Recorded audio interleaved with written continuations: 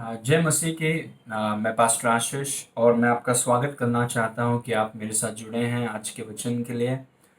और हम परमेश्वर पर विश्वास करने के द्वारा जीते हैं, क्योंकि यीशु ने कहा कि परमेश्वर पर विश्वास रखो। जब हम परमेश्वर के वचन पर, यीशु के नाम पर, यीशु के लहू पर हम विश्वास करते हैं, अद्भुत चीजें हमारे जीवनों में होने लगती हैं। इसीलिए हमें अपने विश्वास को बढ़ाना है, विश्वास को मजबूत करना है, यीशु की उपस्थिति में रहना है, ताकि हमें सिर्फ उसके बारे में नहीं, उससे हम जानें। और जितना अधिक आप यीशु को जानेंगे, उतना आसानी से आप उस पर भरोसा करेंगे, उस पर विश्वास करेंगे। आमीन। आइए हम दुआ करेंगे और उसके बाद हम आज के वचन को हम सुनेंगे। पिता परमेश्वर, हम आपको धन्यवाद करते हैं इस सुंदर समय के लिए। प्रभु, आप हमारे बीच में हैं, आपकी उपस्थिति बड़ी है हमारे अंदर, हमारे लिए। और आज मैं प्रार्थना करता हूं कि आप हमारे लिए रास्ता खोलेंगे अद्भुत रीति से, कि आज आप हमसे बातें करेंगे, प्रकाशन को आप दीजिए, ताकि प्रभु आपके गहरे अभिषेक का हम अनुभव करें। और प्रभु, जितने शैतानी गढ़ हैं वो टूट रहे हैं, इसलिए मैं आपको धन्यवाद देता हूँ।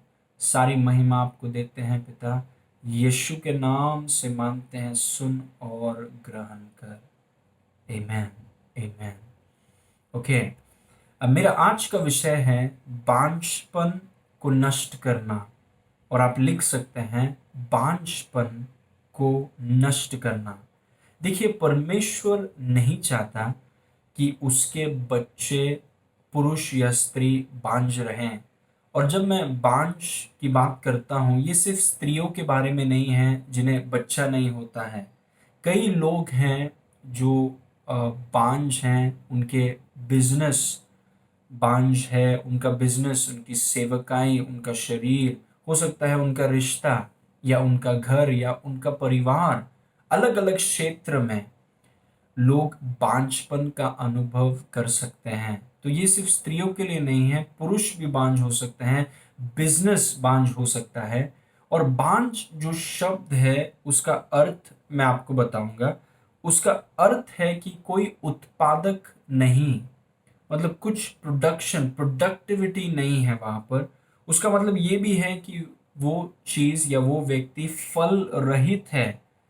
कोई भी परिणाम या रिजल्ट्स उस व्यक्ति के जीवन में नहीं। किसी भी एक ऐसा व्यक्ति जिसमें जीवन का कोई भी लक्ष्य दिख नहीं रहा है। अब मानो वो व्यक्ति या वो परिस्थिति या वो घर या वो बिजनेस मरा हुआ है, उसका मतलब है बांझपन। वो कोई इंसान हो सकता है, या बिजनेस हो सकता है, या काम हो सकता है, या आर्थिक क्षेत्र हो सकता है। कोई भी क्षेत्र जहां से कोई उत्पादक नहीं, जहां पर कोई फल नहीं, कोई परिणाम नहीं, कोई रिजल्ट्स नहीं, वो व्यक्ति, वो क्षेत्र बांझपन में फंसा हुआ है। Praise God.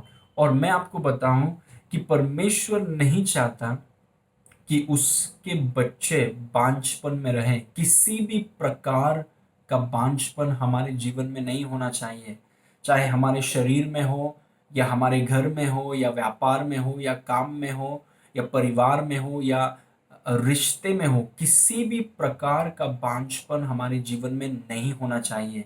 क्यों? क्योंकि हम परमेश्वर के राज्य में हैं, हम मसीह में हैं, हम संसार के लोग नहीं हैं, हम परमेश्वर के राज्य में हैं, हम मसीह में हैं।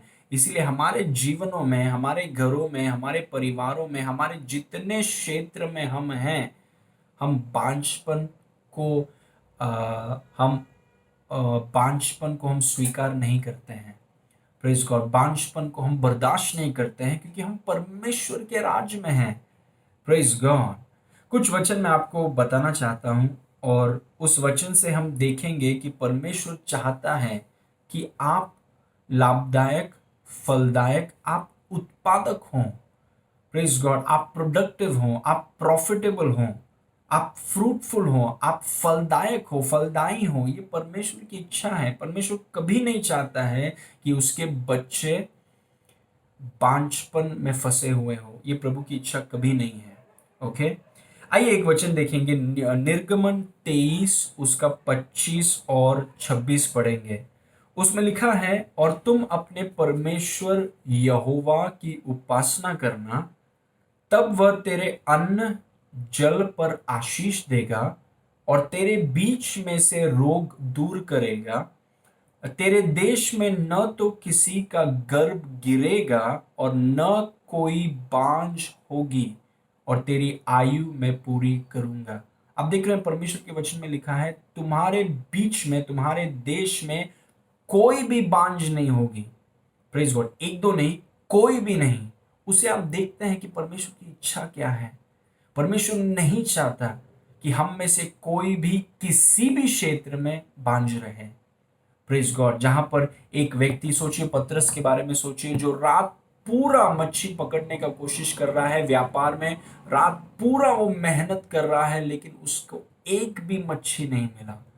उसका व्यापार बांझपन में फंसा हुआ है। आप मेहनत कर रहे हैं, आप दुख उठा रहे हैं, पसीना बहा रहे हैं, लेकिन कोई फल नहीं, कोई परिणाम नहीं, कोई उत्पादक नहीं, दिखाने के लिए कोई सबूत नहीं कि व्यापार या सेवकाई या शरीर या रिश्ता, ये इसमें कोई जीवन है। Praise God. ओके, और भी वचन देखेंगे, व्यवस्था विवरण 7 उसका 14। उसमें लिखा है, तुम सब देशों के लोगों से अधिक धन्य होगा। तेरे बीच में न पुरुष न स्त्री निर्वश होगी। मतलब कोई भी, न पुरुष न स्त्री बांझ होगी, कोई भी नहीं होगा बांझ। और तेरे पशुओं में भी ऐसा कोई नहीं होगा। मतलब वो बोल रहे हैं कि बांझपन तुम्हारे घर में, तुम्हारे व्यापार में, तुम्हारे काम में, शरीर में, रिश्ते में, विवाह में बांझपन दिखाई नहीं देगा, क्योंकि परमेश्वर चाहता है कि हम सब फलदायक हों, हम सब लाभदायक हो, हम सब उत्पादक हो। प्रेज गॉड, हमारे जीवनों में परमेश्वर का परिणाम दिखे, बेनिफिट्स दिखे, रिजल्ट्स दिखे। सूखी हुई जमीन जो कुछ भी उत्पन्न नहीं करता है, मरा हुआ है, वो नहीं चाहता है परमेश्वर हमारे जीवन में। ओके, एक और वचन देखेंगे, दूसरा पत्रस 1 उसका 8।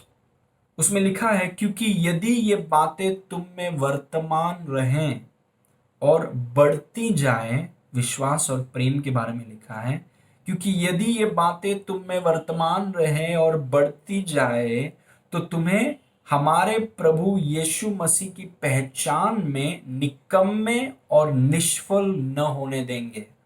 प्रेज गॉड, यदि विश्वास और प्रेम आप में मौजूद है, वर्तमान है, और यदि वो बढ़ते जा रहा है, तो वो आपको निकम्मा नहीं रहने देगा, वो आपको निष्फल नहीं रहने देगा।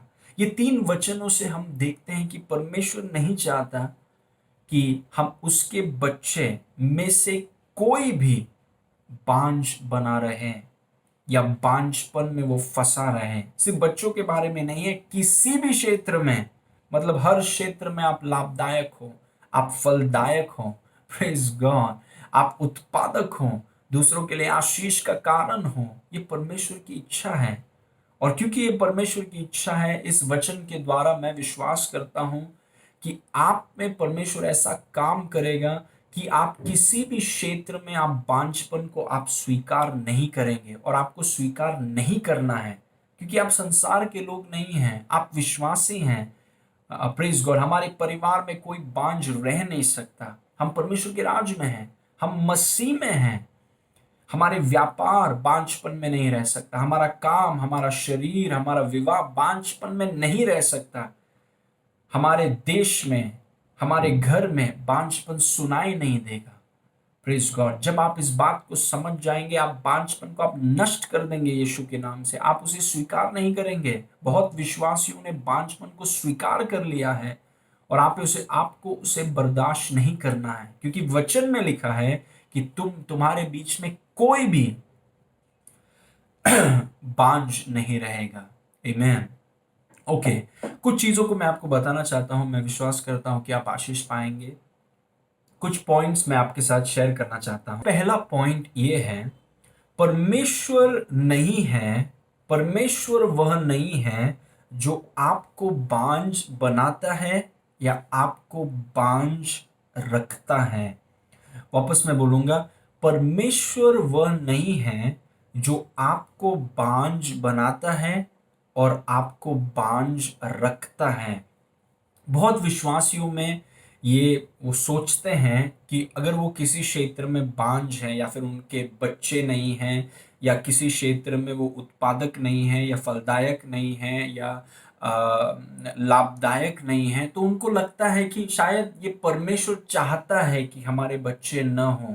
ये परमेश्वर चाहता है कि हम हमारे व्यापार में या घर में लाभ न हो या फल न हो। परमेश्वर चाहता है, उनको लगता है कि परमेश्वर उनको बांझ बनाता है और परमेश्वर उनको बांझपन में रखता है। बहुत लोग परमेश्वर के बारे में एक गलत विचार करते हैं। देखिए, परमेश्वर नहीं चाहता, परमेश्वर किसी को बांझ नहीं बनाता और परमेश्वर किसी को बांझपन में रखता नहीं। Praise God. और कई बार क्योंकि विश्वासी सोचते हैं कि परमेश्वर ने उनको बांझ बनाया है और परमेश्वर ने उनको बांझपन में रखा है, तो वो उसे स्वीकार कर लेते हैं। और आपको किसी भी कीमत में बांझपन को स्वीकार नहीं करना है। आपको अपने जीवन में से, अपने परिवार में से, जितने क्षेत्र में आप हैं, उन क्षेत्रों में से बांझपन को नष्ट करना है। क्योंकि परमेश्वर के राज में बांझपन नहीं। परमेश्वर के राज में किसी भी व्यक्ति को किसी भी क्षेत्र में बांझपन का अनुभव नहीं करना चाहिए। इसीलिए हम जिद करते हैं कि हम बांझ नहीं रह सकते, क्योंकि हम मसीह में हैं, हम परमेश्वर के राज में हैं। Praise God. हम सांसारिक लोग नहीं हैं, हम परमेश्वर के राज में हैं और हम बांझपन को हम स्वीकार नहीं करेंगे। Praise God. परमेश्वर वो नहीं है जो एक व्यक्ति को बांझ बनाता है या उसे बांझपन में रखता है। उत्पत्ति को देखेंगे, उत्पत्ति 1:28, उसमें लिखा है, और परमेश्वर ने उनको आशीष दी। जब आदम को परमेश्वर ने बनाया, इंसान को बनाया, और परमेश्वर ने उनको आशीष दी और उनसे कहा, क्या कहा? फूलो, फलो और पृथ्वी में भर जाओ और उसको अपने वश में कर लो और समुद्र की मछलियां तथा आकाश के पक्षियों और पृथ्वी पर रेंगने वाले सब जंतुओं पर अधिकार रखो। आप जानते हैं, इस वचन में पहले शब्द, आदम को जो परमेश्वर ने बनाया, सबसे पहला शब्द मानव जाति ने जो सुना परमेश्वर के मुंह से, आप जानते हैं वो क्या है? सबसे पहला शब्द परमेश्वर के मुंह से मानव जाति ने क्या सुना? फूलो, फलो, फूलो, फलो, फूलो, फलो। आप सोचिए, परमेश्वर कैसे एक व्यक्ति को बांझ बना सकता है? कैसे अपने बच्चों को वो बांझ बनाएगा या बांझपन में उन्हें रखेगा? उसका सबसे पहला शब्द जो इंसान ने, मानव जाति ने सुना, वो ये है, फूलो, फलो। तो परमेश्वर नहीं है जो एक व्यक्ति को बांझ बनाता है और उसको बांझपन में रखता है, क्योंकि उसका पहला शब्द है फूलो, फलो। उत्पादक हो जाओ, लाभदायक हो जाओ, फलदायक हो जाओ, तुम्हारा जीवन परिणामों से भर जाए, रिजल्ट्स हो तुम्हारे जीवन में, अच्छे परिणाम हो। तो ये सोचना कि परमेश्वर ने मुझे बांझपन में रखा है, परमेश्वर ने मुझे बांझ बनाया है, ये परमेश्वर के विषय में आपकी जो समझ है वो गलत है। आप जानते हैं यीशु ने क्या कहा? यूहन्ना 15:16 में यीशु ने कहा, तुमने मुझे नहीं चुना, परंतु मैंने तुम्हें चुना है और तुम्हें ठहराया ताकि तुम जाकर फल लाओ और तुम्हारा फल बना रहे। अगर यीशु नहीं चाहता कि हमारे जीवन में फल हो, तो वो क्यों कहता कि तुम जाकर फल लाओ और तुम्हारा फल बना रहे? मतलब एक दो दिन के लिए या साल के न रहे, पर तुम्हारा फल बना रहे। और हम ये भी जानते हैं कि हमारा परमेश्वर बदलता नहीं, वो आज, कल और युगान युग एक समान है। जो उसने एदन की वाटिका में कहा, जो यूहन्ना की किताब में कहा, आज भी प्रभु वही बोल रहा है, क्योंकि हमारा परमेश्वर बदलता नहीं। Praise God. पहला शब्द इंसान को प्रभु ने कहा फूलो और फलो। यीशु ने चेलों से कहा जाकर फल लाओ, क्योंकि प्रभु चाहता है कि हम फलदायक हों। ये प्रभु की चाहत नहीं है कि उसके बच्चे बांझ रहे या बांझपन में उन्हें रखें। इसीलिए आपको बांझपन को स्वीकार नहीं करना है। आपको ये फैसला करना है कि मैं बांझपन को स्वीकार नहीं करूंगा, क्योंकि मेरा पिता चाहता है कि हम फूले, हम फले हर क्षेत्र में। और अगर मेरा पिता वो चाहता है तो मैं भी वही चाहता हूं। प्रेज गॉड, आमेन। हम हर क्षेत्र में हम फूले और हम फले, और प्रभु कभी नहीं बदलता। Praise God. और प्रभु किसी के साथ पक्षपात नहीं करता। आमेन। प्रभु जो यीशु के लिए चाहता है वही आपके लिए चाहता है। फूलो, फलो और तुम्हारा फल बना रहे। Praise God. हम लाभदायक हों, हम उत्पादक हों, हम फलदायक हों। हालेलुया, यीशु के नाम से। ओके, दूसरा पॉइंट जो मैं आपको बताना चाहूंगा वो ये है कि रेमा बांझपन के हर रूप को नष्ट कर देता है। आप लिख सकते हैं, आप लिखिए, रेमा बांझपन के हर प्रकार को, बांझपन के हर रूप को नष्ट कर देता है। अभी रेमा जो है उसका मतलब, ये जो मेरे हाथ में है बाइबल, ये है परमेश्वर का लिखित वचन, जिसे हम बोलते हैं लोगोस। ये है परमेश्वर का लिखित वचन। लेकिन रेमा जो है वो परमेश्वर का बोला हुआ वचन है। ये परमेश्वर का लिखित वचन है, और रेमा जो है वो परमेश्वर का बोला हुआ वचन है। Praise God. परमेश्वर के बोले हुए वचन को हम बोलते हैं रेमा। और जब आप परमेश्वर की आवाज को जब आप सुनते हैं, जब आप परमेश्वर के ध्वनि को, परमेश्वर के आवाज को आप सुनते हैं, वो आवाज आपके जीवन में, जीवन के हर क्षेत्र में किसी भी प्रकार का, किसी भी रूप का बांझपन हो, परमेश्वर की आवाज उसे नष्ट कर देगी। Praise God. परमेश्वर की आवाज महत्वपूर्ण है। एक उदाहरण मैं आपको देना चाहूंगा और मैं आपको बताऊंगा कि कैसे परमेश्वर की आवाज बांझपन को नष्ट करती है। आइए हम दूसरा राजा 2 का 19 से 22 पढ़ेंगे। दूसरा राजा 2 का 19 से 22। वहां पे लिखा है, उस नगर के निवासियों ने एलीशा से कहा, देख, यह नगर मनभावने स्थान पर बसा है, जैसा मेरा प्रभु देखता है, परंतु पानी बुरा है और भूमि गर्भ गिराने वाली है, या फिर भूमि बांझपन में फंसी हुई है।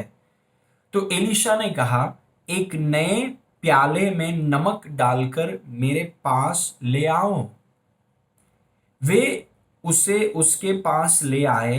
तब वह जल के सोते के पास निकल गया और उसने नमक डालकर कहा, यहोवा यूं कहता है कि मैं यह पानी ठीक कर देता हूं, जिससे वह फिर कभी मृत्यु व गर्भ गिरने का कारण न होगा। एलीशा के इस वचन के अनुसार पानी ठीक हो गया और आज तक ऐसा ही है। Praise God. अभी देखिए, इस बांझपन को एलीशा ने, परमेश्वर के दास ने कैसा नष्ट किया। क्योंकि जैसे एलीशा ने, जो परमेश्वर पर विश्वास करने वाला व्यक्ति, उसने जैसे इस शहर के बांझपन को नष्ट किया, वैसे ही आप भी अपने जीवन में जितने प्रकार के बांझपन या जितने क्षेत्र में हर एक रूप के बांझपन को, सुखाहट को, मृत्यु को आप नष्ट कर सकते हैं। Praise God. तो एलीशा एक जगह में जाता है, वहां पर जमीन में, क्योंकि पानी बुरा है तो जमीन में मृत्यु फैली हुई है, जमीन बांझपन में फंसा हुआ है। तब एलीशा ने परमेश्वर की आवाज को सुना, और परमेश्वर ने एलीशा से कहा, एक कटोरे में नमक लेकर आ और उस नमक को पानी के सोते में जाकर डाल दे, और पानी को बोल कि यहोवा ने तुझे चंगा किया। Praise God. और जब एलीशा ने सुनकर यहोवा की आवाज को सुनकर जब वैसा किया, उस शहर के बांझपन को परमेश्वर की आवाज ने नष्ट कर दिया। Praise God. देखिए, परमेश्वर की आवाज जीवन और शक्ति से भरा हुआ है, परमेश्वर का आवाज। इसीलिए आपके अगर जीवन में किसी भी प्रकार या रूप का बांझपन हो, परमेश्वर का आवाज उसे नष्ट कर देगा।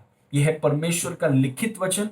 और परमेश्वर के लिखित वचन पर जब आप मनन करते हैं, समय निकालकर परमेश्वर के लिखित वचन पर जब आप सोचते हैं, उस पर गौर करते हैं, उस पर ध्यान करते हैं, अन्य भाषा में प्रार्थना करते हैं, प्रभु की आराधना करते हैं, पवित्र आत्मा जो आपके अंदर रहता है वो आपसे बातें करने लगता है। उसका बोला हुआ वचन आप सुनते हैं, पवित्र आत्मा के मुख से निकला हुआ वचन आप सुनते हैं, जिसे हम बोलते हैं रेमा। और जब आप उस वचन को आप सुनते हैं, वो वचन में इतनी ताकत है, वो वचन में इतना जीवन है, इतना सामर्थ है कि वो आपके जीवन के हर प्रकार के बांझपन को, जो भी क्षेत्र में है, उसे नष्ट कर देगा। Praise God. अगर आपको बांझपन से निकलना है, शायद आपके पास पैसा नहीं होगा, पैसों की जरूरत नहीं है आपको। Praise God. शायद आपके पास ज्यादा लोगों को आप पहचानते नहीं होंगे। बांझपन से निकलने के लिए एक ही चीज की आपको जरूरत है, आप जानते हैं वो क्या है? परमेश्वर की आवाज। Praise God. पैसा आपको बांझपन से नहीं निकाल सकते, लोग आपको बांझपन से नहीं निकाल सकता। Praise God. एक ही चीज आपको बांझपन से निकाल सकता है, एक ही चीज की आपको जरूरत है बांझपन से निकलने के लिए, बांझपन को नष्ट करने के लिए, वो है परमेश्वर की आवाज। एक ही चीज काफी है। आप जानते हैं यूहन्ना की किताब में लिखा है कि आदि में वचन था, वचन परमेश्वर के साथ था और वचन परमेश्वर था। सब कुछ वचन के द्वारा उत्पन्न हुआ। ध्यान से सुनिए, सब कुछ वचन के द्वारा उत्पन्न हुआ, मतलब सब कुछ वचन में था। सब कुछ वचन के द्वारा उत्पन्न हुआ, मतलब सब कुछ वचन में था। सब कुछ वचन के द्वारा उत्पन्न हुआ, और जो कुछ उत्पन्न हुआ है उसमें से कोई भी वस्तु उसके बिना उत्पन्न नहीं हुई। Praise God. परमेश्वर का वचन, परमेश्वर का शब्द, आप देखिए उसमें बहुत सामर्थ है। परमेश्वर के वचन में बहुत सामर्थ है। जब परमेश्वर ने पृथ्वी को, शुरुआत के वचन में, उत्पत्ति में जब हम देखेंगे, प्रभु ने देखा कि पृथ्वी बेडोल है और अंधकार गहरे जल के ऊपर है और परिस्थिति बहुत खराब है। Praise God.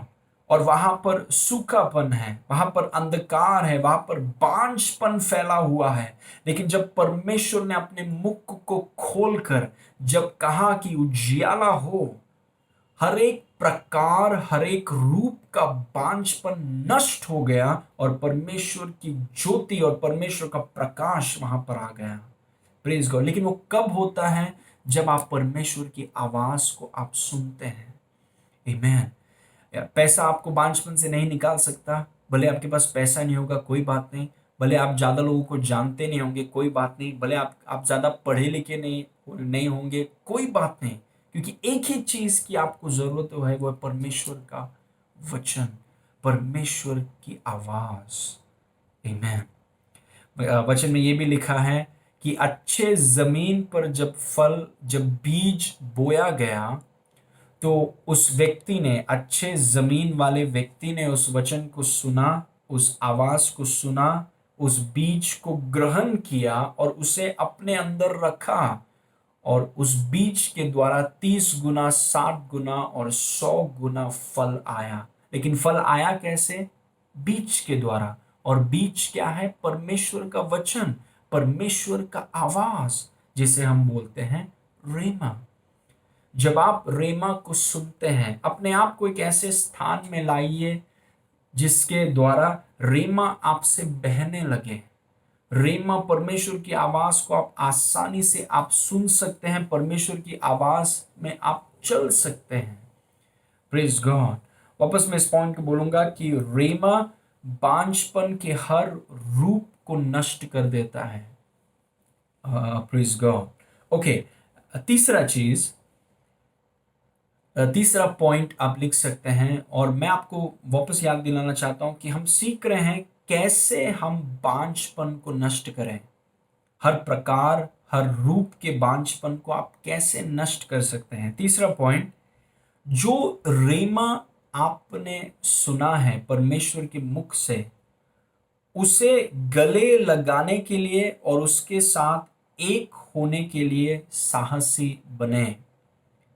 वापस मैं बोलूंगा, तीसरा पॉइंट, जिस रेमा को आपने परमेश्वर के मुख से सुना है, उसे गले लगाने के लिए और उसके साथ एक होने के लिए साहसी बने। यही चीज है बहुत विश्वासी नहीं करते हैं।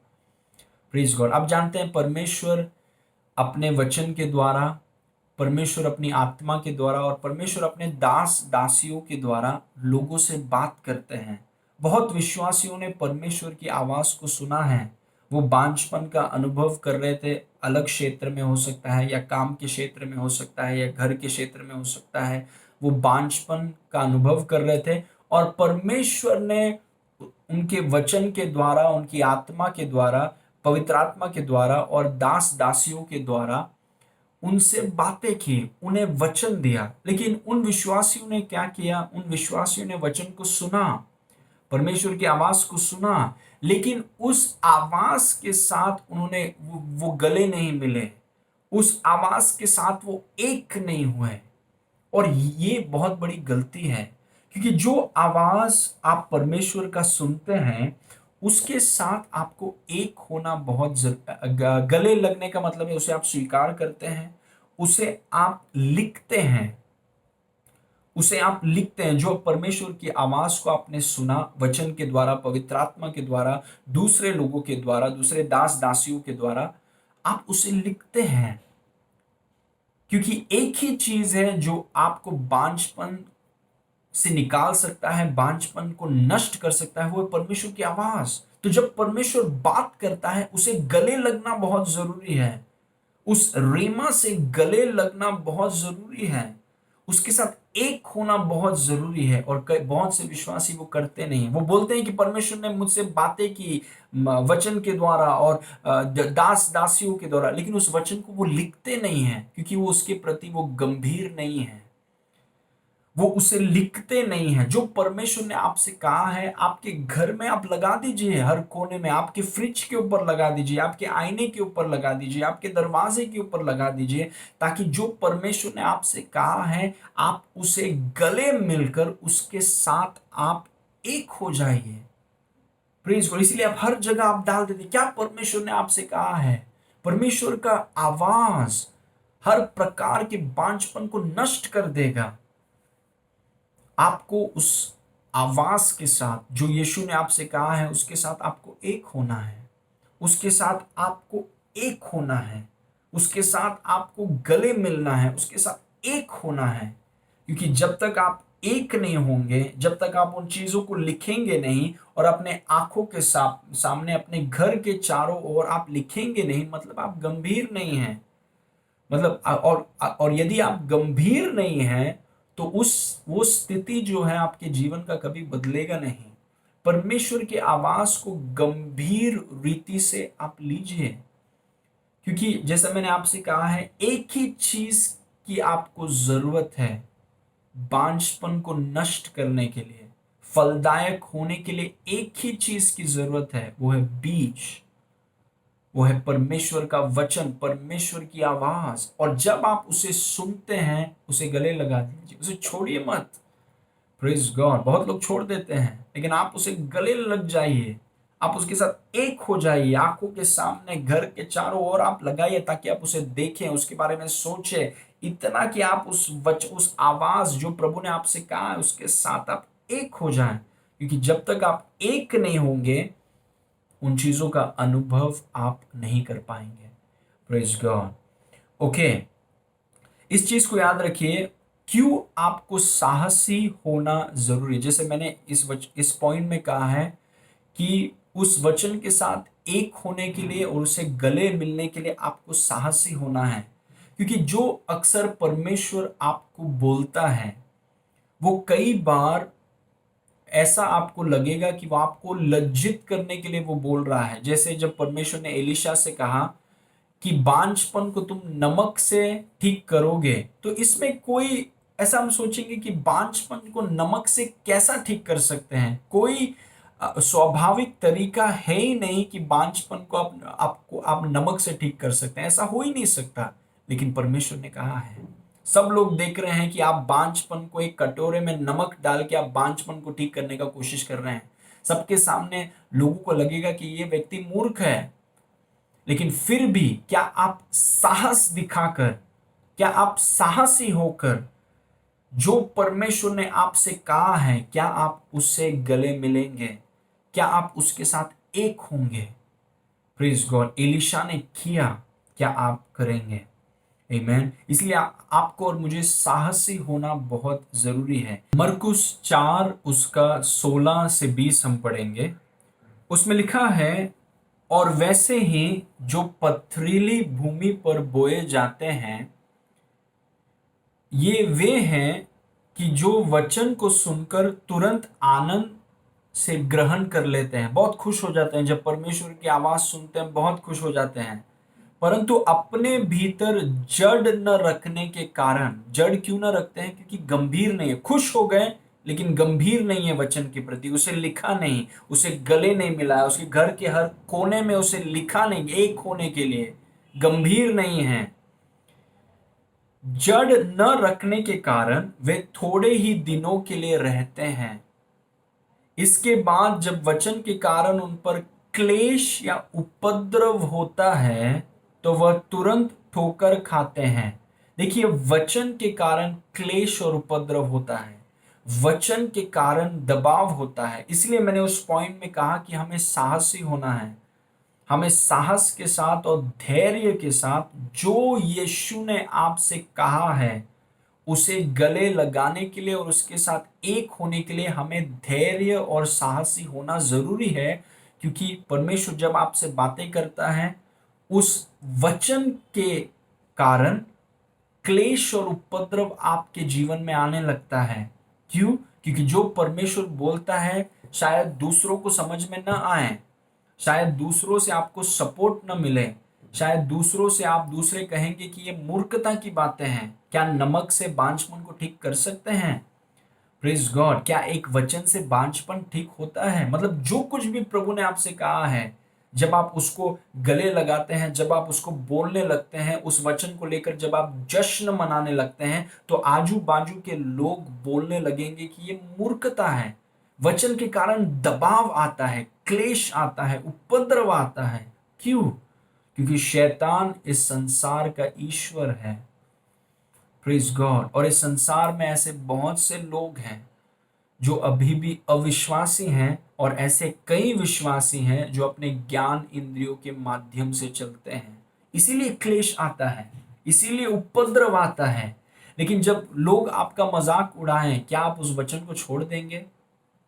जैसे इन लोगों के बारे में लिखा है कि बहुत जब वो परमेश्वर की आवाज को सुनते हैं इतना खुश हो जाते हैं, लेकिन क्योंकि उन्होंने गंभीरता से लिया नहीं, जब क्लेश होने लगता है वचन के कारण, दबाव होने लगता है वचन के कारण, तो वो पूरे वचन को वो छोड़ देते हैं।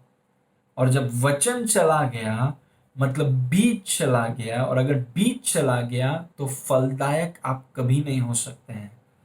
क्योंकि फलदायक होने के लिए आपको एक ही चीज की जरूरत है, वो है परमेश्वर की आवाज। Praise God. तो हमेशा याद रखिए, इसीलिए हमें साहस के साथ, धैर्य के साथ, जो वचन यीशु ने आपसे कहा है, जिस परमेश्वर की आवाज को आपने सुना है, उसे आपको गले लगना है और उसके साथ एक हो जाना है। और किसी भी कीमत में लोग आपके बारे में कुछ भी सोचें, कौन सा भी सताव या क्लेश या दबाव आपके खिलाफ आए, उस आवाज को आप पकड़ लीजिए और उसके साथ एक हो जाइए। आमीन। साहस के साथ। ओके, आगे लिखा है, और जो झाड़ियों में बोए गए ये वे हैं जिन्होंने वचन सुना और संसार की चिंता और धन का धोखा और वस्तुओं का लोभ उनमें समाकर वचन को दबा देता है और वह निष्फल रह जाते हैं। अभी देखिए, ये कुछ प्रकार के लोग हैं जो तीन चीजों को मौका देते हैं वचन को निष्फल करने का। वो तीन चीजें क्या हैं? जीवन वो तीन चीज है: संसार की चिंता, धन का धोखा, और वस्तुओं का लोभ। संसार की चिंता।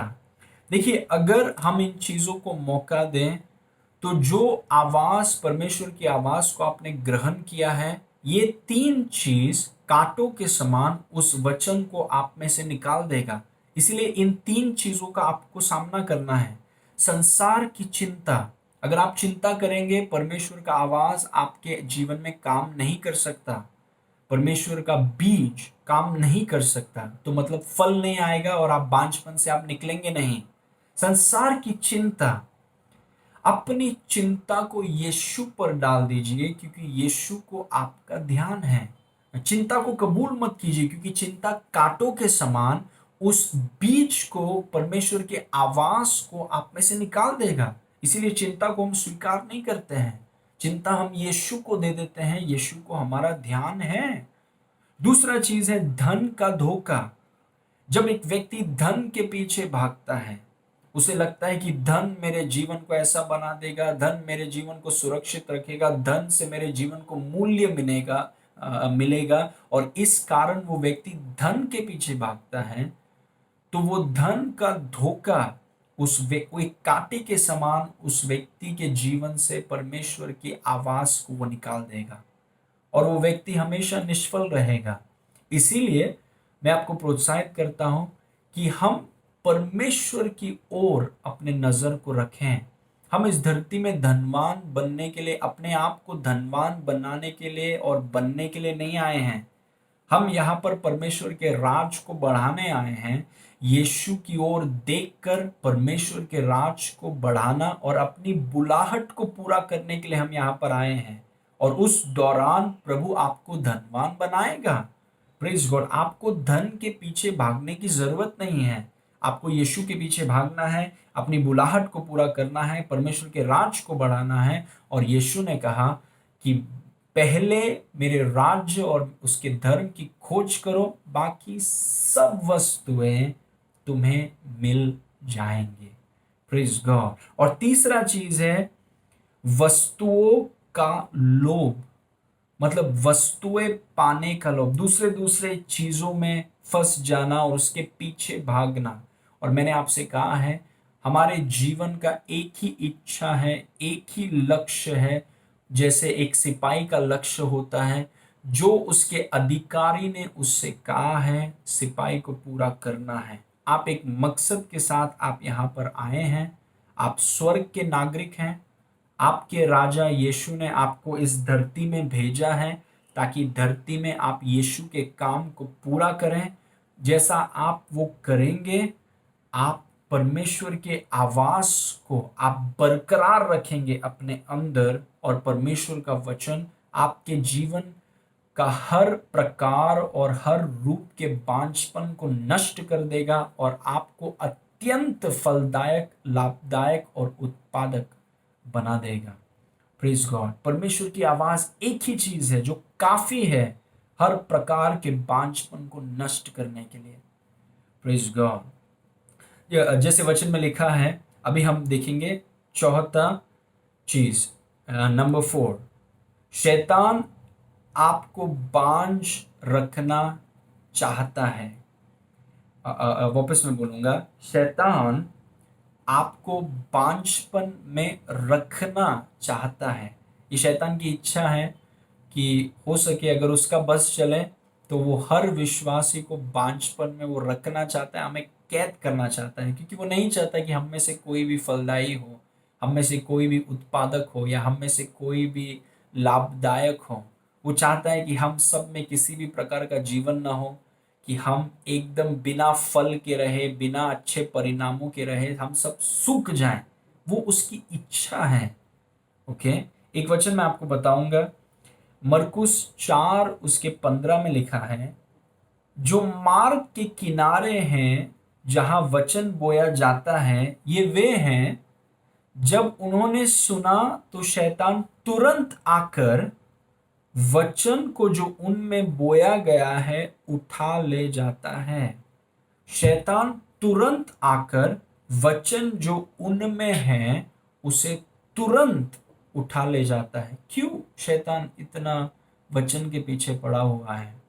तुरंत यीशु ने कहा शैतान सिर्फ आता नहीं है, शैतान तुरंत आता है। वचन चुराने के लिए शैतान तुरंत आता है। क्यों? क्योंकि वो नहीं चाहता कि आप फलदायक हो, इसलिए वो वचन चुराना चाहता है। क्योंकि एक ही तरीका है आप फलदायक हो सकते हैं हर क्षेत्र में, हर प्रकार के बांझपन को आप नष्ट कर सकते हैं, वो वचन के द्वारा। कि परमेश्वर की आवाज बीज है और वचन से सब कुछ उत्पन्न हुआ। तो हर क्षेत्र में फलदायी होने के लिए आपको वचन की जरूरत है। हर क्षेत्र में हर प्रकार के बांझपन को नष्ट करने के लिए परमेश्वर की आवाज आपको जरूरत है। Praise God. यीशु मसीह ने हमसे कहा यूहन्ना 10:10 में कि चोर किसी और काम के लिए नहीं, चोरी करने, घात करने और नाश करने को आता है शैतान।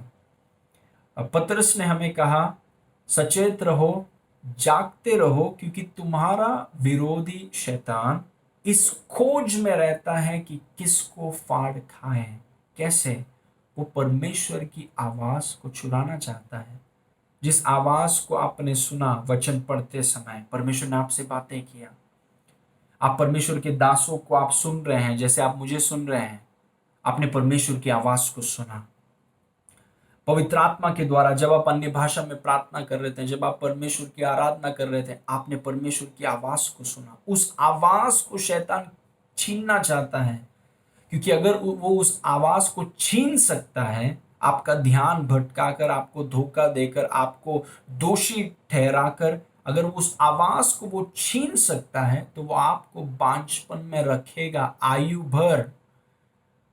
लेकिन अगर आप ये फैसला करें कि उस आवाज को मैं छोड़ूंगा नहीं, मैं छोड़ूंगी नहीं, मेरे आंखों के सामने मैं उसे लिख दूंगी, उस आवाज के हिसाब से मैं पिक्चर्स बनाऊंगी और अपने घर में लगाऊंगा, फ्रिज में रखूंगा, ताकि उस जो यीशु ने कहा है उसके साथ में एक हो जाऊं।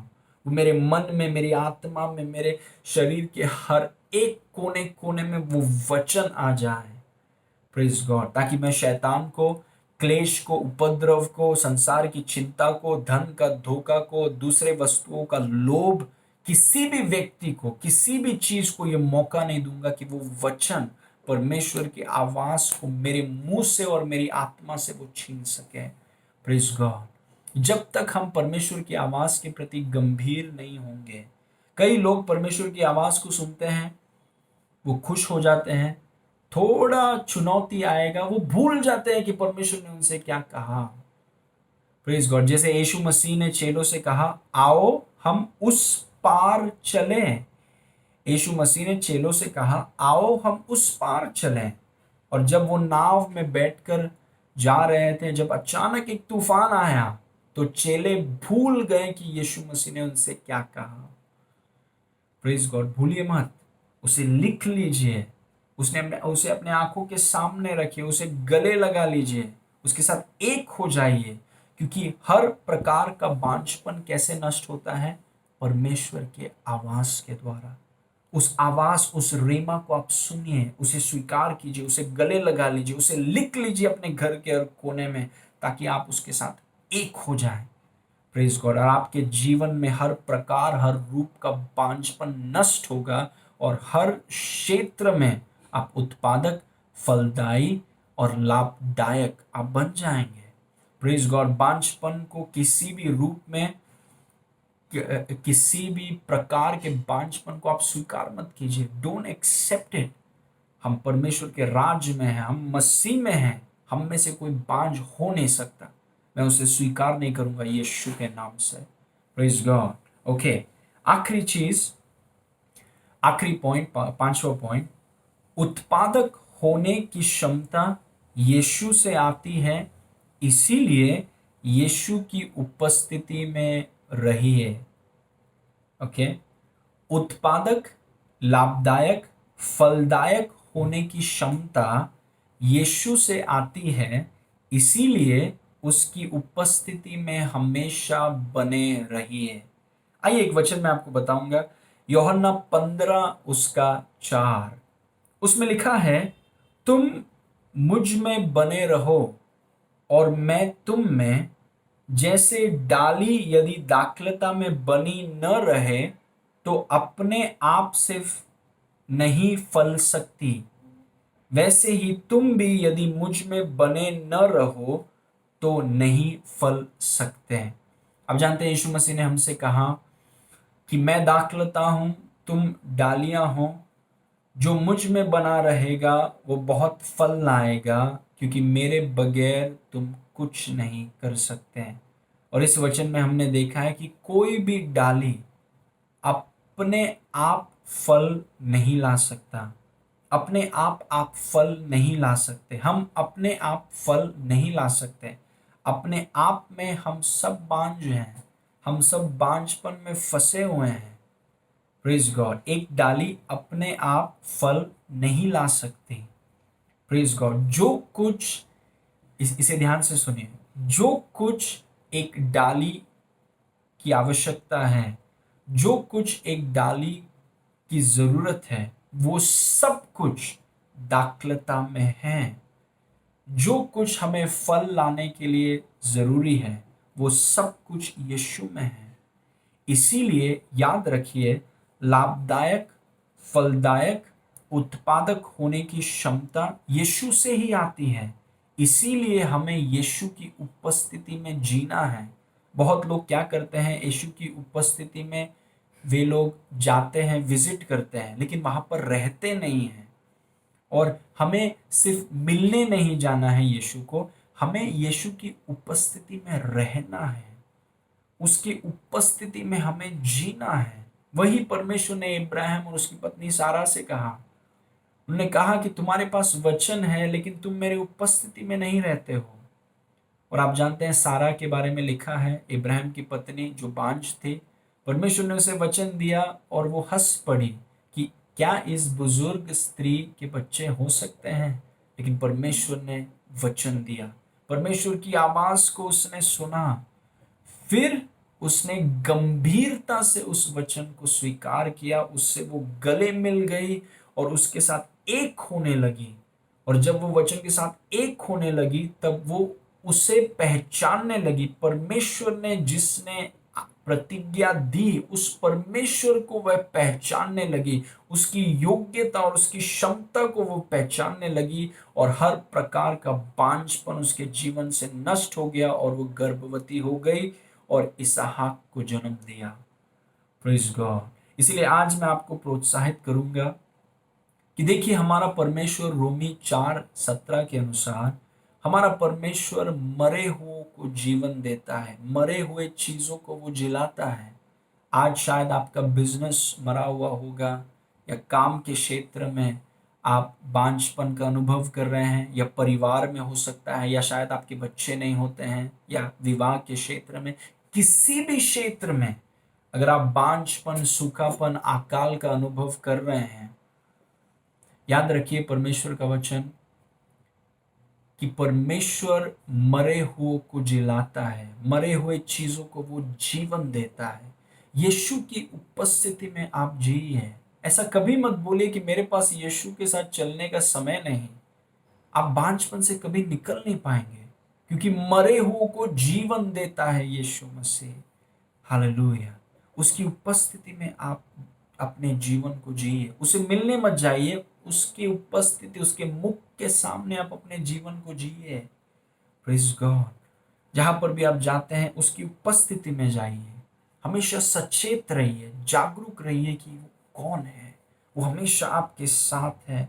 उसका आदर और सम्मान कीजिए, उसके साथ समय बिताइए, उसकी उपस्थिति में आप जीवन जिए।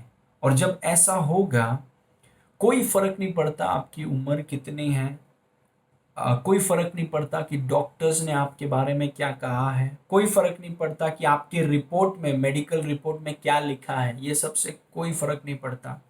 कोई फर्क नहीं पड़ता कि आपने क्या चीजों का अनुभव किया है या क्या लोगों ने आपके बारे में कहा है, इससे कोई फर्क नहीं पड़ता। क्योंकि यीशु मरे हुए चीजों को जीवन देता है। अकाल के जमीन में वो ऐसा जीवन देता है कि अकाल का वो जमीन फलदायी हो जाता है।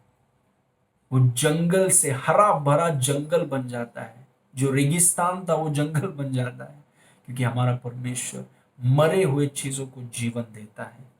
Praise God. ये 5 कुंजियां आप अपने जीवन में आप लागू करें। परमेश्वर की आवाज को आप सुनिए और साहस और धैर्य के साथ उसे अपनाइए और उसे बोलने का धैर्य रखिए, उसका जश्न मनाने का धैर्य रखिए और यीशु की उपस्थिति में आप जिए।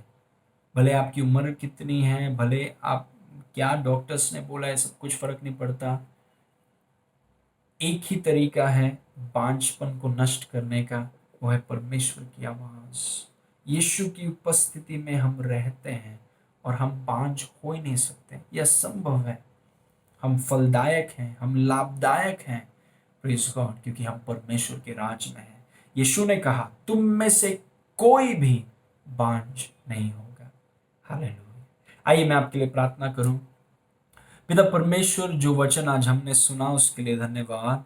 आपके अभिषेक को हम आजाद करते हैं पिता। हर एक बांझपन के गढ़ को, हर एक बांझपन के बंधन को, हर एक बांझपन के रुकावट को मैं यीशु के नाम से प्रभु उनका सामना करता हूँ। उस दुष्ट आत्मा को हम बांधते हैं प्रभु। इसी वक्त वो दीवार को आप उठा रहे हैं अपनी सामर्थ्य से, इसलिए धन्यवाद। वो अद्भुत गवाहियों को हम सुन रहे हैं, इसलिए धन्यवाद। आपकी आत्मा लोगों को स्पर्श कर रही है, इसलिए धन्यवाद। सारी महिमा हम आपको देते हैं पिता। यीशु के नाम से मांगते हैं, सुन और ग्रहण कर। आमेन। आमेन। प्रभु की शांति हमेशा आपके साथ बनी रहे।